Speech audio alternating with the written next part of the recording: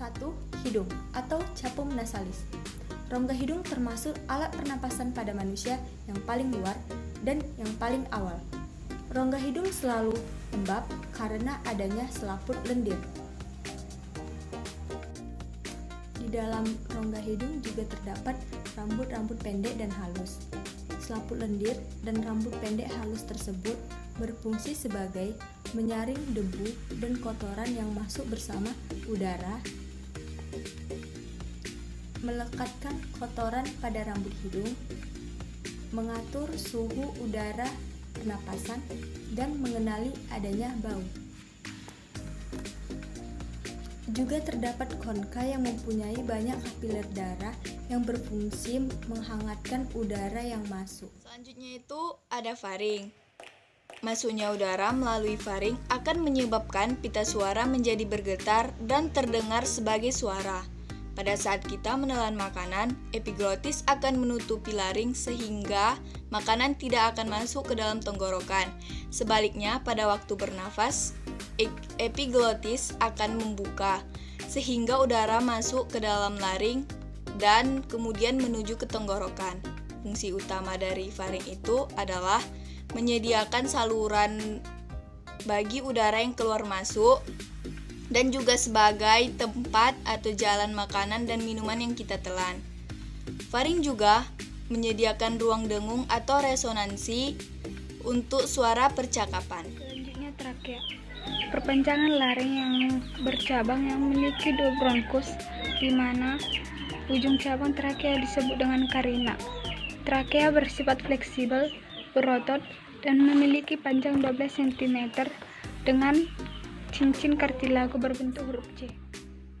Faring atau kontak suara adalah organ pada leher mamalia yang melindungi trakea dan terlibat dalam produksi suara.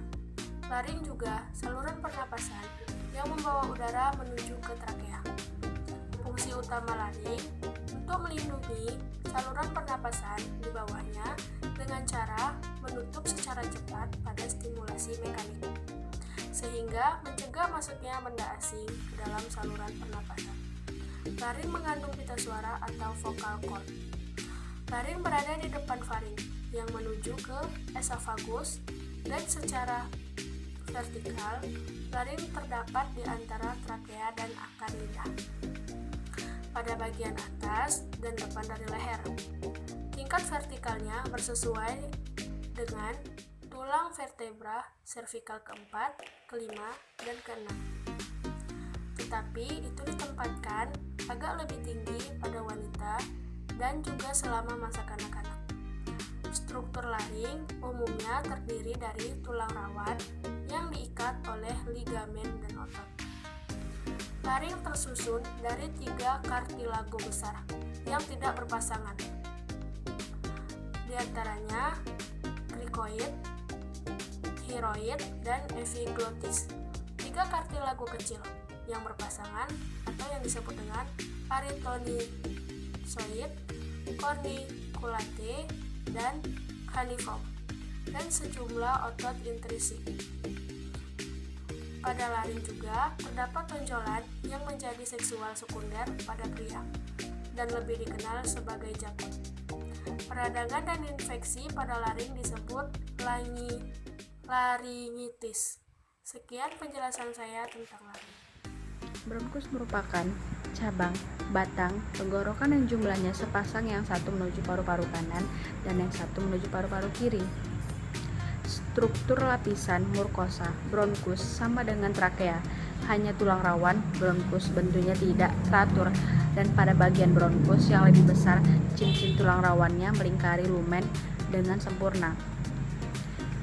Bronkus bercabang lagi menjadi bronchiolus. Batang tenggorokan bercabang menjadi 2 bronkus, yaitu bronkus sebelah kiri dan sebelah kanan. Kedua bronkus menuju paru-paru. Bronkus bercabang lagi menjadi bronchiolus, bronkus sebelah kanan, dan bronkus primer bercabang menjadi 3 bronkus lobaris. Bronkus sekunder, sedangkan bronkus sebelah kiri bercabang menjadi 2 bronkiolus. Cabang-cabang yang paling kecil masuk ke dalam gelembung paru-paru alveolus. Bronkiolus. Bronkiolus adalah cabang dari bronkus. Bronkiolus bercabang-cabang menjadi saluran yang semakin halus, kecil dan dindingnya semakin tipis. Ciri khas dari bronkiolus adalah tidak adanya tulang rawan dan kelenjar pada mukosanya. Pada bagian awal dari cabang bronkiolus hanya memiliki sebaran sel globet dan epitel. Fungsi dari bronkiolus adalah sebagai media yang menghubungkan oksigen yang kita hirup agar mencapai paru-paru. Paru-paru terletak di dalam rongga dada bagian atas, yang di bagian samping dibatasi oleh otot dan rusuk, dan di bagian bawah dibatasi oleh diafragma yang berotot kuat. Fungsi utama paru-paru sebagai pengolah udara yang masuk dalam tubuh, memisahkan oksigen dan karbon dioksida. Paru-paru tersusun atas bronkiolus, alveolus, jaringan elastik, dan pembuluh darah. Paru-paru terbagi menjadi 2 bagian, yaitu paru-paru sebelah kanan atau pulmodexter yang terdiri atas 3 lobus, dan paru-paru sebelah kiri atau pulmosinister yang terdiri atas 2 lobus. Paru-paru dibungkus oleh 2 selaput yang tipis yang disebut sebagai pleura. Selaput bagian dalam yang langsung menyelimuti paru-paru disebut pleura dalam atau pleura visceralis, dan selaput yang menyelimuti rongga dada yang bersebelahan dengan tulang rusuk yang disebut sebagai pleura luar atau pleura parietalis. Kemudian saya akan menjelaskan tentang alveolus.